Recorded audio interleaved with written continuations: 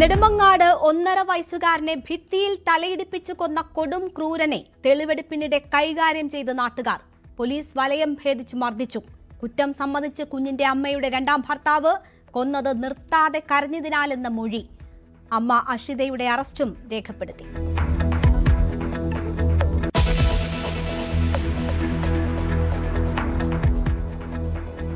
ADM Naveen ബാബുവിന്റെ മരണം CBIക്ക് വിടാൻ തീരുമാനിച്ച സർക്കാർ. PP ദിവ്യ ഏക പ്രതി. വിജ്ഞാപനമുടൻ. തീരുമാനം ഇന്നലെ നവീൻ ബാബുവിന്റെ കുടുംബം മുഖ്യമന്ത്രിയെയും ആഭ്യന്തരമന്ത്രിയെയും കണ്ടതിന് പിന്നാലെ. സന്തോഷമുണ്ടെന്ന് ഭാര്യ മഞ്ജുഷ.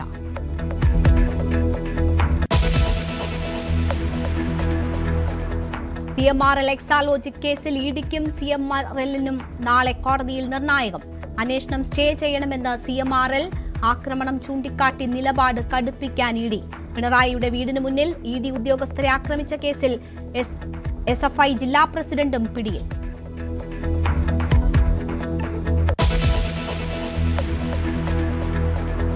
കൂടുതൽ കടുപ്പിച്ച് അൻസിബ ഹസൻ. ടിനി ടോം സാമൂഹിക വിപത്ത്.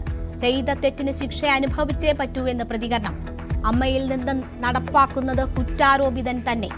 ഞാൻ ആദ്യമായിട്ട് കേൾക്കാണ് കുറ്റാരോപിതർ ഇരുന്നിട്ട് നീതി തരാൻ വേണ്ടിയിട്ട് സംസാരിക്കുന്ന കാര്യം. മറ്റാരെങ്കിലും ഇരുന്നല്ലേ സാധാരണ സംസാരിക്കുക.